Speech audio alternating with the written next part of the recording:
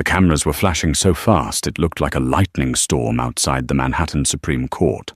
Alexander Vance, a man worth $14 billion, stepped out of his black armored SUV. He wasn't alone. Clinging to his arm, wearing a diamond choker that cost more than most people's houses, was Jessica Marone, his 24-year-old mistress. Alexander looked at the cameras and smiled that famous, arrogant predator's smile. He thought he had already won. He thought his wife, Catherine, was just a quiet relic of his past who would sign the papers and disappear. But inside the courtroom, sitting on the mahogany bench, Judge Anthony Ferraro was holding a sealed manila envelope that Alexander didn't know existed. One piece of paper inside that envelope was about to turn a $14 billion empire into dust. This is the story of the most brutal divorce trial in New York history. The humid July air in New York City felt heavy, pressing down on the hundreds of spectators gathered on the steps of the courthouse on Center Street. They weren't there for a murder trial or a mob boss sentencing. They were there for the dissolution of the Vance dynasty. Alexander Vance was the face of Auratech, a biomedical conglomerate that had revolutionized everything from pacemakers to synthetic skin. He was 48 years old, stood 6'2", and possessed the kind of jawline that graced the cover of Forbes and GQ in the same month. He was a titan, a god among men. And today he was playing the part perfectly. When the black Cadillac Escalade pulled up to the curb, the crowd surged forward. Security guards in dark sunglasses had to physically shove paparazzi back to clear a path. Alexander stepped out first. He adjusted his bespoke navy Brioni suit, buttoned the jacket with a casual flick of his wrist, and then turned back to the car. He extended a hand. Out stepped Jessica Marone. The gasp from the crowd was audible. It wasn't just that she was there, everyone knew about the affair. It was the audacity of her appearance. Jessica was wearing white, a pristine white Chanel dress that looked suspiciously like something a bride would wear to a rehearsal dinner. She was 24, a former fitness influencer, with striking green eyes and hair the color of spun gold. She took Alexander's hand, interlaced her fingers with his, and rested her other hand protectively over her stomach. The message was clear. It was a declaration of war. I am the future. She is the past. Mr. Vance, is it true you're offering Mrs. Vance a settlement of $0? A reporter from the New York Post shouted. Alexander stopped it. He looked directly into the camera lens, his blue eyes icy. I don't pay for betrayal, he said smoothly, his voice carrying over the noise. The truth will come out today. Biology doesn't lie. He squeezed Jessica's hand, and she looked up at him with adoring, victorious eyes. They walked up the stairs like royalty, ascending a throne, ignoring the scattered boos from a group of women holding signs that read, Team Catherine. Inside the courtroom, the atmosphere was entirely different. It was cold, sterile, and smelled of lemon polish and old wood. Sitting at the defendant's table was Catherine Vance. If Jessica was the sun, bright, burning, and demanding attention, Catherine was the moon, cool, distant, and enduring. She was 46, though she looked a decade younger. She wore a simple, structured charcoal dress that buttoned to the neck. Her dark hair was pulled back into a severe chignon. She wore no jewelry, no wedding ring, no diamonds. She sat perfectly still, her back not touching the chair, her hands folded on the table in front of her. Next to her sat Olivia Hart, a divorce attorney, known in legal circles as the Velvet Guillotine. Olivia was small, older, with grey hair and reading glasses on a chain, but she had destroyed egos bigger than Alexander's. When Alexander and Jessica entered the courtroom, Alexander didn't even look at his wife of 20 years. He breezed past her table, the wake of his expensive cologne washing over her. Jessica, however, paused. She looked at Catherine, smirked, and deliberately smoothed her dress over her slight baby bump. Catherine didn't blink. She didn't flinch. She simply watched them take their seats at the plaintiff's table, her expression unreadable. "All rise," the bailiff bellowed. Judge Anthony Ferraro entered. He was a man known for his impatience with theatrics. He adjusted his robes, sat down, and peered over his spectacles at the circus before him. "This is the matter of Vance Ver." "Vance." Judge Ferraro said, his voice gravelly. "I see we have a full house. I will warn you now, this is a court of law, not a reality TV show. One outburst and I clear the room." He looked at Alexander's lawyer, a shark named Marcus Stone, who charged $1.500 an hour. "Mr. Stone, you filed an emergency motion to expedite the divorce decree based on fraudulent inducement of marriage." "Yes, Your Honor." Marcus Stone stood up, buttoning his jacket. "My client, Mr. Vance, is filing for an annulment, not just a divorce. We intend to prove that the marriage was based on a lie from the very beginning, and therefore the prenuptial agreement is void, and Mrs. Vance is entitled to nothing." A murmur ran through the gallery. Catherine remained statue still. "And what is this lie?" the judge asked. Marcus Stone pointed a finger at Catherine. "That woman Catherine Vance claimed for 20 years to be a faithful wife. She claimed to be infertile, a tragedy that my client accepted out of love. But we have discovered that not only was she unfaithful, but her infertility was a charade to deny a great man his legacy. Meanwhile, Mrs. Maron here," he gestured to the mistress, "is carrying the proof of Mr. Vance's virility. We have DNA results pending for the child, but today we are presenting evidence of Mrs. Vance's biological deception." Alexander leaned back in his chair, crossing his legs. He looked at Catherine finally. It was a look of pure contempt. "I have you," his eyes said. "I have the money, the girl, the baby, and the lawyers. You have nothing." Catherine slowly turned her head. She met his gaze, and for the first time that morning, the corner of her lip twitched. It wasn't a smile. It was something scarier. It was pity. To understand the brutality of that moment in court, you have to understand who Catherine and Alexander were before the billions. 22 years ago, Alexander Vance wasn't a titan. He was a desperate PhD student at MIT, drowning in student loans and working out of a garage that smelled of mold and solder. He was brilliant manic and socially abrasive. He had the vision for Auratech, but he couldn't get a meeting with a bank manager, let alone a venture capitalist. He lacked the grace, the patience, and the emotional intelligence to sell his ideas. Enter Catherine Hale. Catherine was a scholarship student studying business administration. She wasn't born into money. She was the daughter of a coal miner from West Virginia. She had clawed her way into the Ivy League through sheer grit. She met Alexander at a library coffee shop where his card had been declined for a bagel. She bought him the bagel. They fell in love hard and fast. Or rather, Alexander fell in love with how Catherine made him feel powerful, organized, and capable. Catherine fell in love with his potential. She saw the genius beneath the arrogance. When they married 2 years later, Alexander was still broke. Catherine worked 2 jobs, one as a paralegal, one as a waitress to fund his research. She wrote the business plans. She charmed the investors he offended. She smoothed his rough edges. When Auratech finally launched its first product, a revolutionary glucose monitor, it was Catherine who negotiated the distribution deal that made them their first million. But as the millions turned into billions, the dynamic shifted. Alexander began to believe his own press. The magazines called him a self-made genius. He started to forget the nights Catherine stayed up until 4 a.m., editing his code or practicing his speeches with him.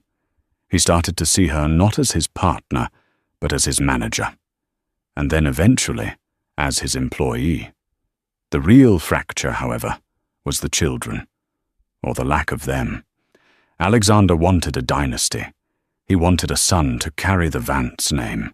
They tried for years. IVF specialists in Switzerland, hormone treatments that made Catherine sick for months. Nothing worked.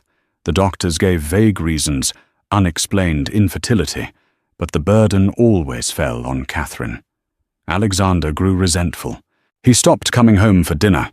He started taking long business trips to Tokyo and Paris. He started sleeping in the guest room. Then came Jessica. Jessica Marone was an intern in the marketing department of Auratech. She was everything Catherine wasn't: loud, uncritical, and worshipful. She didn't challenge Alexander. She applauded him. She didn't ask about the ethics of his business deals.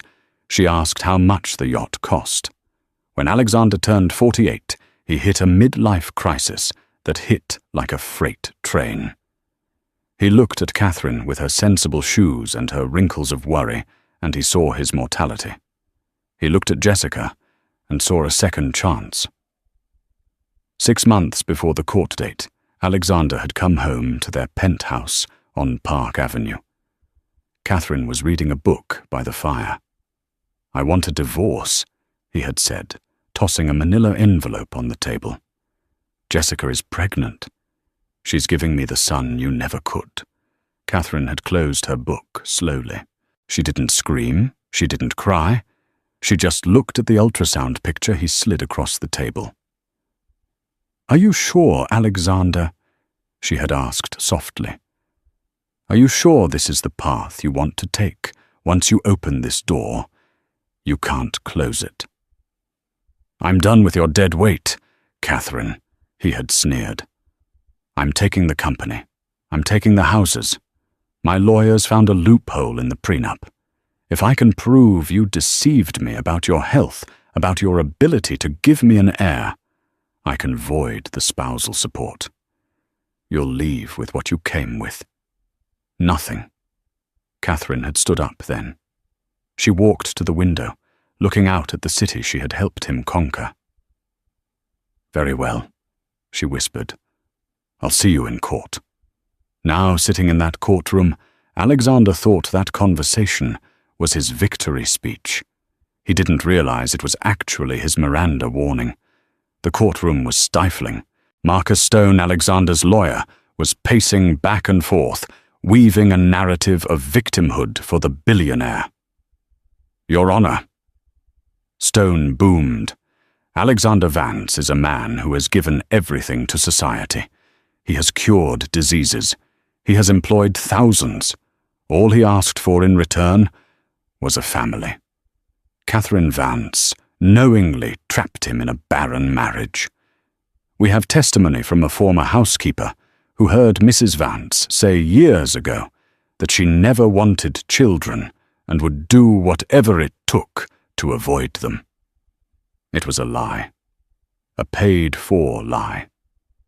Catherine's hand tightened slightly on her pen, but she remained silent. Furthermore, Stone continued, walking over to the witness stand, where Jessica Marone was now seated. "We have Miss Marone, young, vibrant, and carrying the future of the Vance legacy." Jessica sat in the witness box, dabbing at dry eyes with a tissue. She had been coached well. "Miss Marone," Stone asked gently, "tell the court about your relationship with Mr. Vance." "We fell in love," Jessica said, her voice breathy. "I didn't want to hurt anyone. But Alex was so lonely. He told me his wife was cold, that she treated him like a business asset. He wanted a family so badly. When I found out I was pregnant, it was a miracle." "And you are certain the child is Mr. Vance's?" 100%, Jessica said, looking indignantly at the judge. "I have never been with anyone else since we met. This is Alexander's son. We've already named him. Alexander Vance, Jr." Alexander beamed from his table. He looked at the press gallery, making sure they got the shot of him smiling at his pregnant mistress. "Objection," Olivia Hart said. She didn't stand up. She didn't raise her voice. She just said the word like she was ordering a coffee. "Grounds?" Judge Ferraro asked. "Relevance," Olivia said, standing up slowly. She smoothed her skirt. "Whether or not, Ms. Marone is pregnant is irrelevant to the division of assets acquired during a 20-year marriage, unless—" Olivia paused, looking directly at Alexander. "Unless Mr. Vance is claiming that this pregnancy proves his virility, and therefore proves my client is the defective party." "That is exactly what we are claiming," Stone shouted. "The pregnancy is proof that Mr. Vance is capable of fathering children, and Mrs. Vance was the issue." "Excellent," Olivia said. A small, dangerous smile touched her lips. "Then I would like to submit Exhibit A into evidence." Olivia picked up a document from her table. It wasn't a thick file. It was a single sheet of paper, old and yellowed at the edges. "Mr. Vance," Olivia said, walking toward the billionaire. "Do you recognize the name Dr. Elias Thorne?" Alexander's brow furrowed. The name sounded familiar but distant, like a memory from a nightmare. "No," he lied. "Let me refresh your memory," Olivia said. "Doctor, Thorne was a specialist at the Boston Urological Institute. You visited him in 1999, 2 months before you married Catherine." The room went silent. The air conditioning hummed loudly. Alexander's face went a shade paler. "I visited many doctors," Alexander scoffed. "I had a kidney stone." "Is that so?" Olivia turned to the judge. "Your Honor, this document is a medical record dated October 14th, 1999. It details a surgical procedure performed on Mr. Alexander Vance." Olivia turned back to the gallery, her voice projecting to the back of the room. "It was a vasectomy." The word hung in the air like a guillotine blade. Jessica Marone stopped crying. Her mouth fell open. She looked at Alexander, her eyes wide, with sudden, genuine panic. "What?" she whispered. Alexander shot up from his chair. "That's a lie, I never—" "Sit down, Mr. Vance," Judge Ferraro barked. "I had it reversed," Alexander shouted, his composure cracking. "I had it reversed 5 years later when we started trying for kids. Catherine knows that we went to the clinic together." Olivia Hart nodded calmly. "Yes, you did go to a clinic to have it reversed in 2004. However," she walked back to her table and picked up a second piece of paper. This one was sealed with red tape. "We subpoenaed the records from that reversal surgery, Alexander. Did you ever actually read the post-operative report? Or did you just assume, because you are a titan and a god, that your body would simply obey your commands?" Alexander was frozen. He hadn't read it. He was Alexander Vance. He paid people to read things. He just assumed it worked because he wanted it to work. "The reversal failed, Mr. Vance," Olivia said, her voice dropping to a hush that was louder than a scream. "Scar tissue blocked the vas deferens. The doctor noted it in his file. He sent a letter to your home address explaining that the procedure was unsuccessful and that you were still effectively sterile. But you never saw that letter, did you?" Alexander looked at Catherine. Catherine looked back. Her eyes were sad. "I intercepted the letter," Catherine said clearly from her seat. It was the first time she had spoken. The courtroom erupted. "Order, order." Judge Ferraro banged his gavel. "Why?" Alexander whispered, looking at his wife in horror. "Why would you hide that?" "Because you were depressed," Catherine said, her voice trembling slightly. "The company was failing. You were suicidal. If you knew you couldn't have children, it would have broken you. I took the blame. I let you believe I was the infertile one. I took the shots."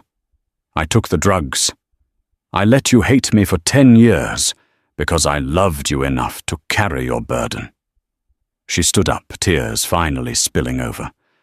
"I protected your ego, Alexander. I protected your manhood." She pointed a shaking finger at Jessica, whose face had gone completely white. "But if you are sterile, Alexander, and the reversal failed," Catherine's voice hardened into steel, "then who is the father of that baby?" Every head in the courtroom whipped toward Jessica Morone. Alexander slowly turned to look at his mistress, the woman who claimed to be carrying his legacy, the woman he was destroying his marriage for. Jessica was trembling. She clutched her stomach. "Alex, no. The doctors are wrong. It's yours, I swear." "Mr. Stone." Judge Ferraro said, his voice cutting through the chaos. "I believe you mentioned a DNA test was pending." Marcus Stone was sweating. He looked at his client, then at the mistress. "Yes, Your Honor." "Well." The judge reached for the sealed envelope on his bench, the one he had been guarding since the trial began. "As it happens, the lab expedited the results this morning. They were delivered directly to my chambers to ensure no tampering."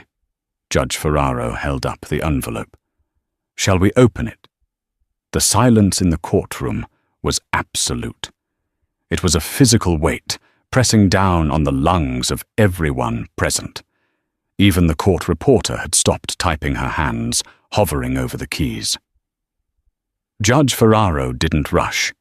He used a silver letter opener to slit the top of the envelope. The sound of tearing paper was the only noise in the room. He pulled out a single sheet of tri-folded paper, adjusted his glasses, and read it in silence. Alexander Vance was gripping the edge of the mahogany table so hard his knuckles were white. He looked at the judge, desperate for a nod, a smile, anything. Jessica Morone was hyperventilating her hand, clutching her stomach, her eyes darting between Alexander and the exit sign. Judge Ferraro looked up. He didn't look at Alexander. He looked at Jessica. "Ms. Morone." The judge said, his voice flat, "You testified under oath not 5 minutes ago that you have been faithful to Mr. Vance, and that he is the only possible father of your unborn child." "Yes," Jessica squeaked. "Yes, Your Honor." "This document is from Helix Genetics, a lab certified by the state of New York," the judge continued. "It compares the DNA profile of the amniotic fluid sample taken from you last week against the buccal swab provided by Mr. Vance." The judge turned the paper around so the court could see the bold text at the bottom. "The probability of paternity is 0.0%. The gallery exploded. It wasn't just a murmur, it was a roar. Reporters were shouting into their phones. The bailiff stepped forward, hand on his holster. "No," Alexander screamed. It was a guttural, animalistic sound. He turned on Jessica. "You lied. You lying little—" "Mr. Vance, sit down!" Judge Ferraro shouted, banging the gavel so hard the wood chipped. But Alexander wasn't listening. The reality was crashing down on him. The vasectomy, the failed reversal, the sterility. Catherine had told the truth. He had been shooting blanks for 20 years, and Jessica had played him. "Who is it?" Alexander hissed, grabbing Jessica's arm. The security guard surged forward to separate them. "Who is he? Who did you sleep with?" Jessica was sobbing now, mascara running down her cheeks. "I didn't mean to. It just happened. You were always working. You were always in Japan. He was there. He listened to me." "Who?" Alexander roared. Olivia Hart, Catherine's lawyer, stood up. She looked like a general surveying a battlefield she had already won. "Your Honor," Olivia said, her voice cutting through the noise. "If Mr. Vance is finished assaulting the witness, the defense would like to call a surprise witness to clarify the paternity issue. We have subpoenaed him, and he is waiting in the corridor." "Who?" the judge asked, clearly enjoying this more than he let on. Mr. Julian Cross. The colour drained from Alexander's face completely. He staggered back, hitting his chair and collapsing into it. Julian Cross. Julian was Alexander's CFO, his best friend since college, the man who was the best man at his wedding to Catherine, the man who had poured the drinks when Alexander complained about Catherine's frigidity. Julian, the godfather of Auratech. The doors opened. Julian Cross walked in.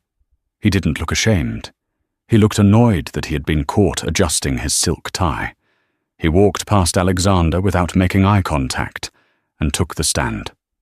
"Mr. Cross," Olivia asked, "are you having a sexual relationship with Jessica Marone?" Julian looked at the ceiling, then at the judge. "I plead the fifth. This isn't a criminal trial yet, Mr. Cross," the judge said. "Answer the question." "Yes," Julian sighed. "For about a year."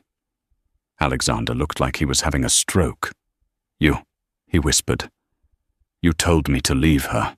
You told me Catherine was holding me back. You encouraged the divorce." Julian finally looked at Alexander. His expression was cold.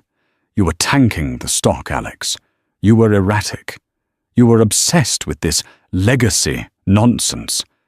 I did what I had to do to protect the company. And, well, Jessica is very persuasive." The betrayal was total. Alexander had thrown away a loyal wife for a mistress who was sleeping with his best friend who was helping him destroy his marriage. But Catherine Vance wasn't done yet. She leaned over to her lawyer and whispered, "Drop the hammer." Most people thought the DNA reveal was the climax. They thought the story ended with Alexander's humiliation. But Catherine Vance wasn't interested in humiliation. She was interested in justice. And in the world of billionaires, justice is spelled with dollar signs.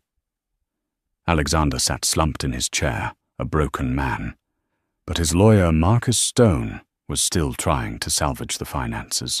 "Your Honor," Stone stammered, "while the paternity issue is regrettable, it does not change the financial facts.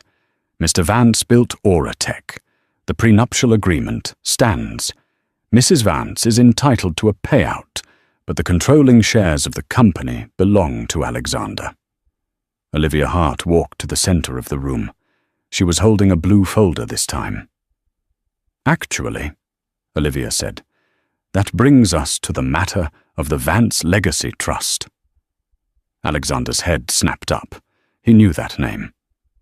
3 months ago, Olivia addressed the court. Mr. Vance, in anticipation of this divorce, attempted to hide significant assets. He transferred 51% of his voting shares in Auratech, effectively the controlling interest of the company, into an irrevocable trust. "That is standard estate planning," Stone argued.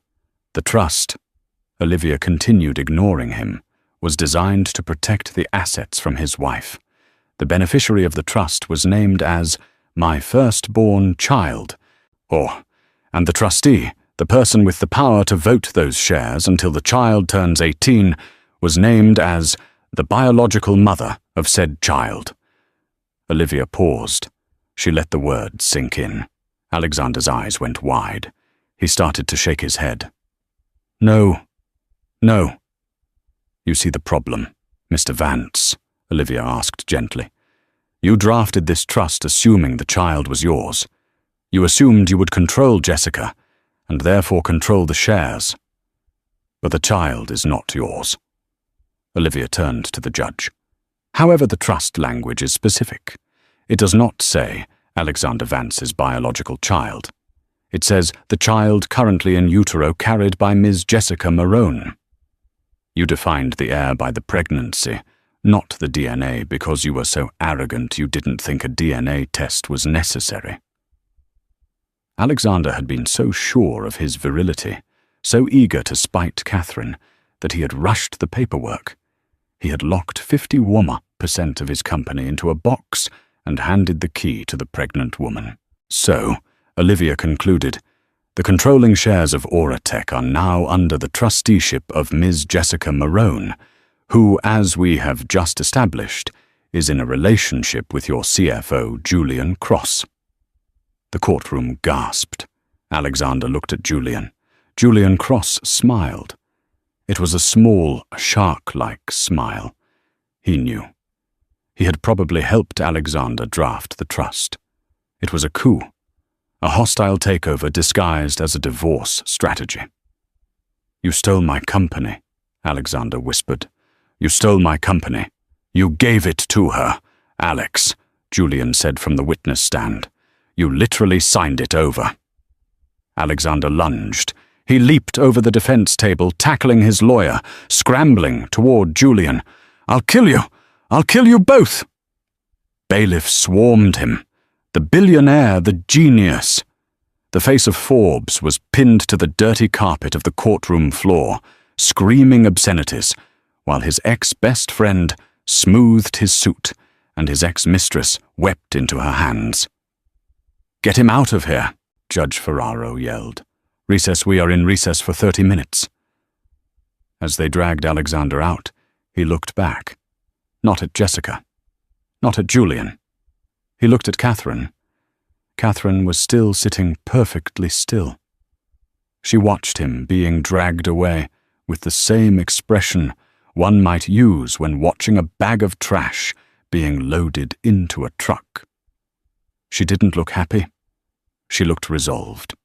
When the bailiff finally called the court back to order, the atmosphere had shifted from a spectacle to an autopsy.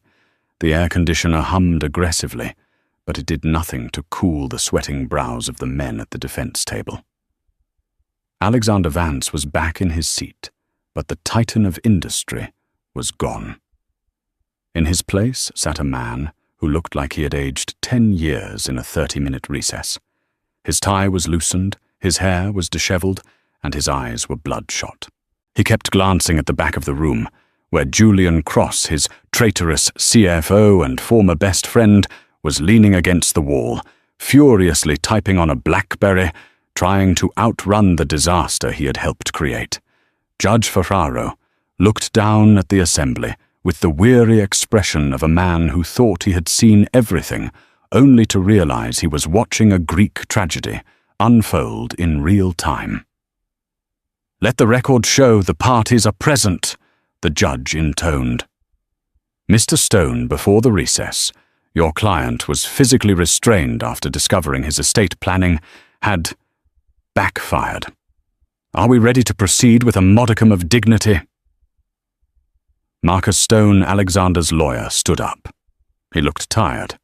He adjusted his cufflinks, a reflex of a man trying to maintain control when the ship is sinking. "Yes, Your Honor. We apologize for the outburst." However, Stone's voice gained a little strength. While the paternity revelations are shocking, and the issue regarding the voting rights of the company shares is a matter for a separate civil suit between Mr. Vance and the trustee, we are here today to finalize the divorce. Stone walked to the center of the room, regaining his rhythm. He was betting on the one thing that never failed him, the ironclad contract. The facts remain. Your Honor, Alexander Vance is the founder and CEO of Auratech. He generated $14 billion in value. Mrs. Vance, while a dutiful spouse, was a passenger on this rocket ship. She did not code the software. She did not engineer the synthetic skin. She did not negotiate with the FDA. The prenuptial agreement serves to protect the genius from the passenger. We move to enforce the prenup strictly. Mrs. Vance gets the agreed-upon $2 million, and we dissolve the marriage. Alexander nodded from his table. Yes, the money. He still had the money. Even if Julian and Jessica controlled the board for now, he was the founder. He was the brand. He could buy his way out of this. A passenger. The voice came from the plaintiff's table. It wasn't Olivia Hart. It was Catherine. She stood up slowly. She didn't look at the judge. She looked directly at Alexander. Is that what you told them, Alex? Catherine asked, her voice dangerously calm. "That I was a passenger. Mrs. Vance, please address the bench," the judge warned, though he didn't bang the gavel. "My apologies, Your Honor," Catherine said, turning to the judge. "But to determine the equitable distribution of assets, we must establish the source of those assets. Mr. Stone claims I contributed nothing. I would like to correct the record." "Briefly," the judge said, "Mr. Vance likes to tell the story of the garage days." Catherine began walking toward the witness stand, where Alexander sat looking small. "He tells Forbes magazine that he ate ramen noodles and coded for 40 hours straight. He forgets to mention who bought the ramen. He forgets to mention who paid the rent on that garage, so the landlord didn't evict him and his servers." "Domestic support is noted," Stone interrupted dismissively. "That is standard spousal duty." "I'm not talking about laundry, Mr. Stone," Catherine snapped. She turned back to Alexander. "Tell them about 2008, Alexander." Alexander stiffened. "I don't know what you're talking about." "The market crash," Catherine said, her voice rising slightly. "Liquidity froze. Oratech had a $3 million payroll due and zero cash in the bank. The venture capitalists pulled their term sheets. You were in the bathroom throwing up blood because you were so terrified of bankruptcy. Do you remember who fixed it?" Alexander stayed silent. His jaw clenched. "I fixed it," Catherine said to the room. "I sold my mother's engagement ring. I liquidated my 401k from my paralegal job, and I walked into the Bank of New York and refused to leave the manager's office for 9 hours until he approved a bridge loan against our house.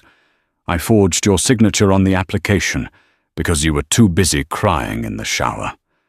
A ripple of murmurs went through the gallery. "And 2012, Catherine continued relentless. "The patent infringement suit from BioGlobal. They were going to bury us. You wanted to settle. You wanted to give them 40% of the company just to make it go away." "I spent 3 weeks in the basement of the university library, going through microfiche until I found the prior art from a 1980s Russian medical journal that invalidated their claim. I wrote the legal brief that saved your empire, Alexander. Me, the passenger." "That's enough." Alexander slammed his hand on the table. "You helped fine. You were a good wife that doesn't entitle you to my company." "No," Catherine said softly. "Being a good wife doesn't entitle me to the company. You're right," she signaled to Olivia Hart. "But owning the intellectual property does." Olivia Hart stood up and placed a thick, leather-bound binder on the judge's bench. It landed with a heavy thud that sounded like a coffin lid closing. "Your Honor," Olivia said, "Mr. Stone is operating under the assumption that Oratech Inc. owns the patents for its products. That is a common misconception." Marcus Stone frowned. "Of course they own them. It's a tech company." "Actually," Olivia opened a file, "the core patents, specifically U.S. Patent 8901 for the synthetic dermis matrix and U.S. Patent 9204 for the algorithmic glucose monitor, are not held by Oratech. They are licensed to Oratech." "Licensed from whom?" the judge asked, peering over his glasses. "From a holding company called Vance and Hale, Holdings LLC, incorporated in Delaware in 1999, Olivia stated. Alexander's face went white. He knew that name. Of course he knew it. He had come up with it. "And who owns Vance and Hale Holdings?" the judge asked. Catherine took a step forward. "I do." "Objection." Stone shouted, though he sounded panicked. "That is a marital asset. Even if it's in her name, it was formed during the relationship. It's subject to the prenup." "Not exactly," Catherine said, a cold smile touching her lips.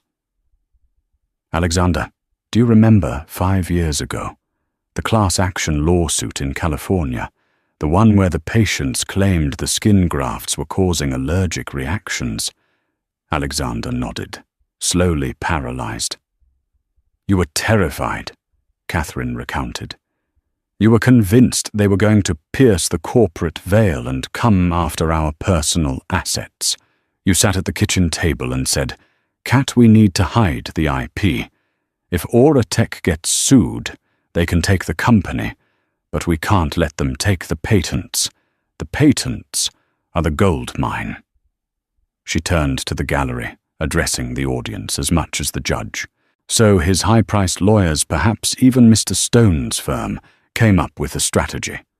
Move the patents into a separate, clean LLC, a safe harbor.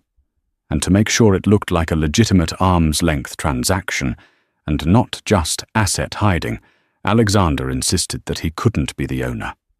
It had to be someone else. Someone he trusted implicitly.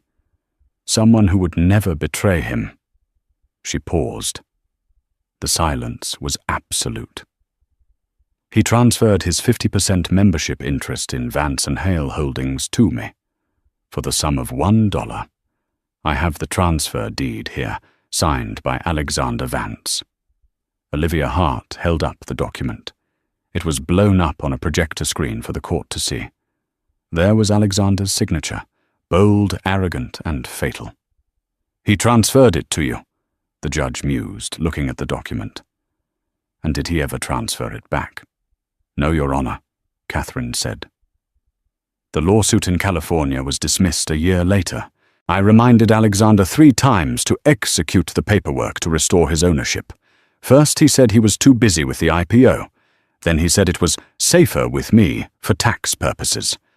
And finally he met Jessica, and he forgot all about the boring paperwork. Catherine turned to look at Julian Cross, who was now staring at her with open-mouthed horror.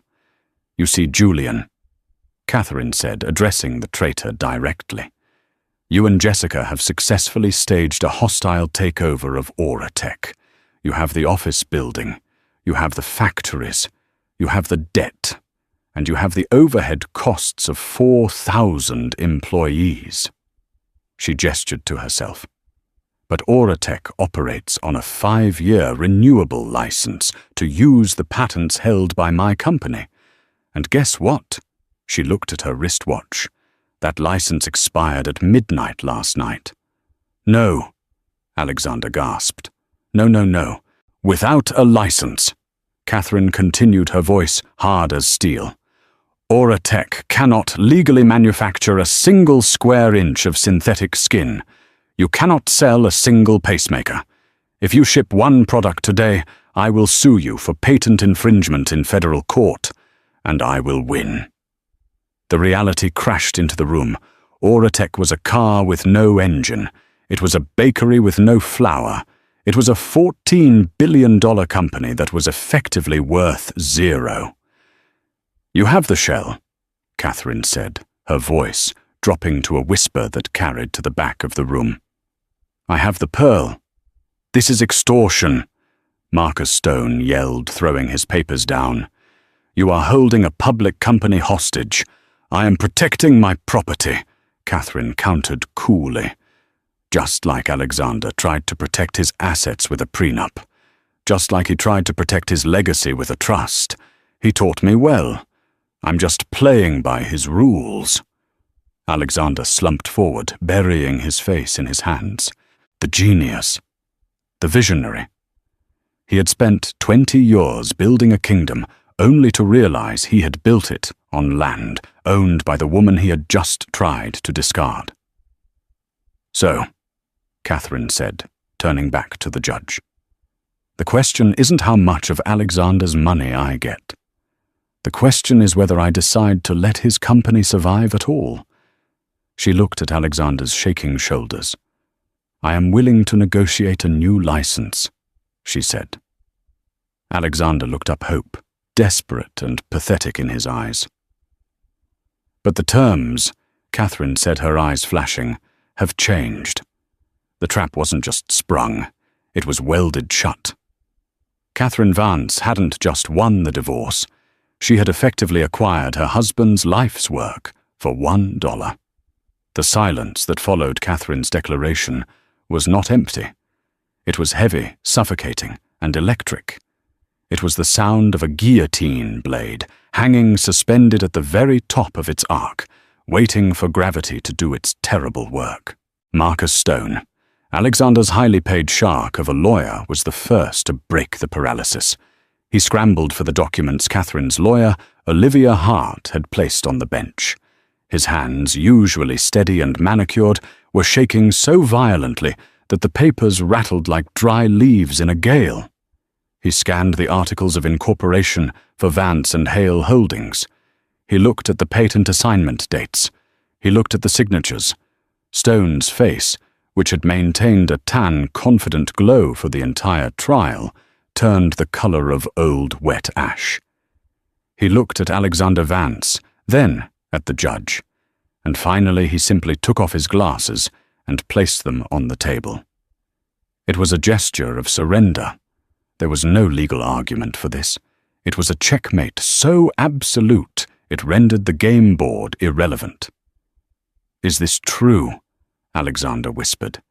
His voice was unrecognizable, a dry rasp that sounded like it belonged to a man dying of thirst in a desert. "Catherine, tell me this is a bluff." Catherine didn't look at him.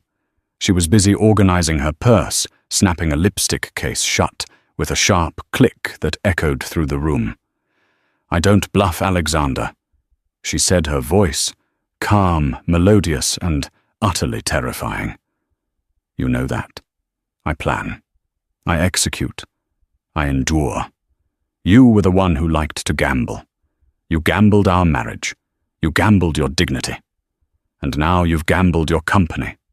But the patents—" Alexander stammered, his eyes darting around the room, as if searching for an exit that didn't exist. "I built the tech. I wrote the code. It's mine. You wrote the code in my garage on my computer while eating food I paid for." Catherine corrected him, her eyes finally locking onto his. "And 5 years ago, when you were terrified of that malpractice lawsuit in California, you begged me to hide the assets. You said, 'Cat, we need to put the IP in a safe harbor, a separate entity, something untouchable.' So we did. Vance and Hale Holdings. You transferred your 50% ownership to me for $1, Alexander. Do you remember, you said it was a brilliant maneuver to fool the auditors?" She smiled, but it didn't reach her eyes. "It was brilliant, just not for you." At the back of the courtroom, Julian Cross, the traitorous CFO, felt the bile rise in his throat. He was a numbers man. He lived his life in spreadsheets and profit margins.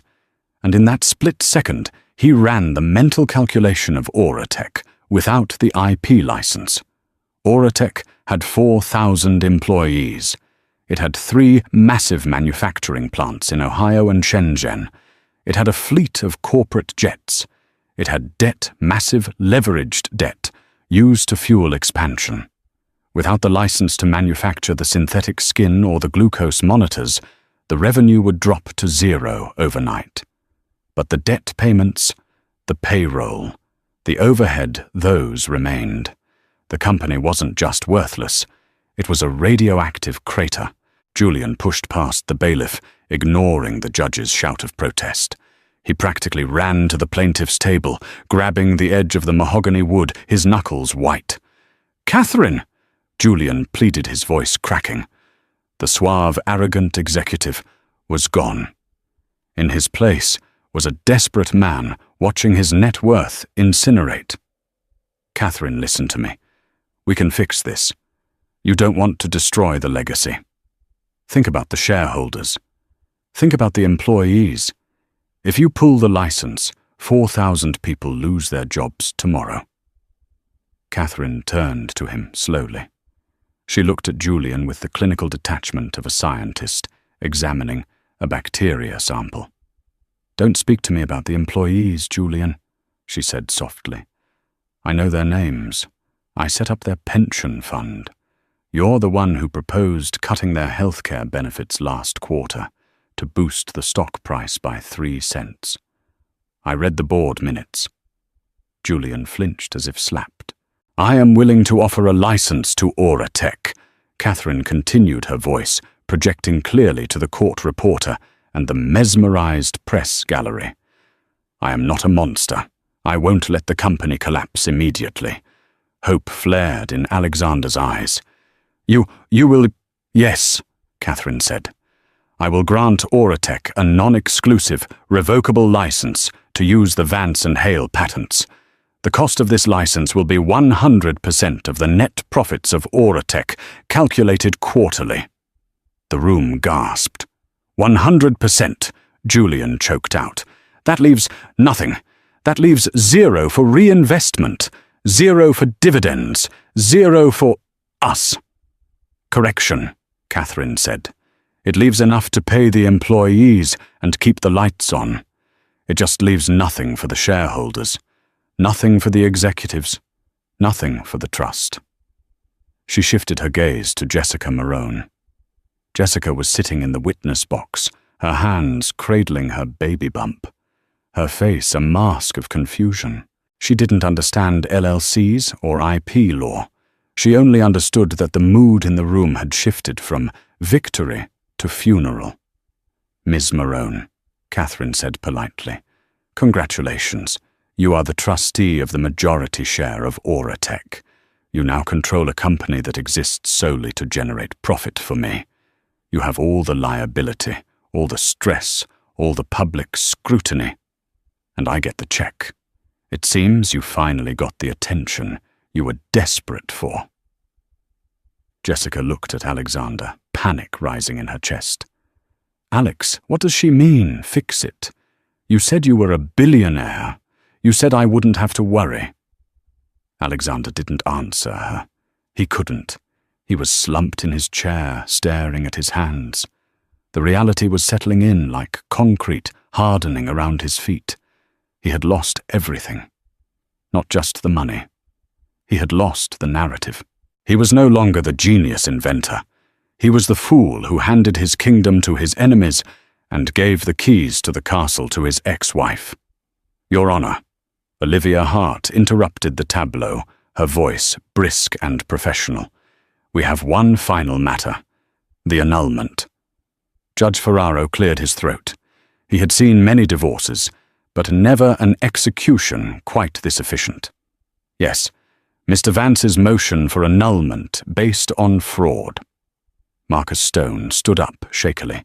Your Honor, in light of recent revelations, my client wishes to withdraw the motion for annulment. We would like to proceed with a standard divorce filing subject to equitable distribution of assets. It was a desperate claw-back attempt. If they divorced normally, Alexander could argue that the increase in value of Vance and Hale Holdings was marital property. He could fight for a slice of Catherine's pie. Objection, Olivia Hart barked. Mr. Vance stated under oath not 1 hour ago that this marriage was fraudulent from the inception. He claimed my client deceived him for 20 years. He cannot retract a sworn statement just because the financial wind has shifted. Catherine raised a hand, silencing her own lawyer. It's fine, Olivia, Catherine said. She looked at Alexander. He wants to withdraw. Let him. Alexander looked up, confusion warring with hope. You want to stay married? No, Catherine said. I'm saying it doesn't matter what you file, Alexander, because I am countersuing for annulment. She picked up the final piece of evidence from her table. You see, Alexander, an annulment requires proof that the marriage was based on a lie. You claimed the lie was my fertility, but the real lie was your fidelity. She walked closer to him, stopping just outside of grabbing range. I found the second phone, Alex, she whispered. Alexander froze. I found the burner phone you kept taped under the drawer in your office. I have the logs. You weren't just with Jessica. You were with her. She pointed to a young paralegal in the second row, whose face went crimson. And the PR consultant in London, and Julian's former assistant. The courtroom erupted into chaos again. Julian looked at Alexander with fresh horror. My assistant, Sarah Yu, slept with Sarah. The marriage was a sham, Catherine said, her voice rising over the noise. Not because I couldn't give you a child, but because you were incapable of being a husband. I want the annulment. I want my name back. I want Vance scraped off my identity like the mud it is. She turned to the judge. Grant the annulment, Your Honor. Wipe the slate clean. Let him keep his billions in Oratech stock. I want nothing from him. Absolutely nothing. It was the ultimate insult. She wasn't fighting for his money because she deemed it and him worthless. Judge Ferraro didn't hesitate. He banged the gavel. Motion for annulment granted, the judge bellowed. The marriage is declared void ab initio. You are legally strangers.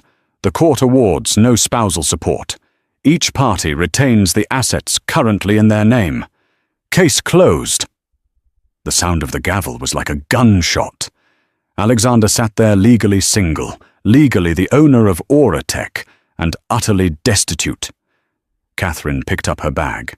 She didn't look back at the man she had loved for 2 decades. She turned and began to walk down the center aisle. The reporters swarmed. Mrs. Vance, Mrs. Vance. What will you do now? Are you going to bankrupt the company? Mrs. Vance, how do you feel? Catherine stopped near the doors.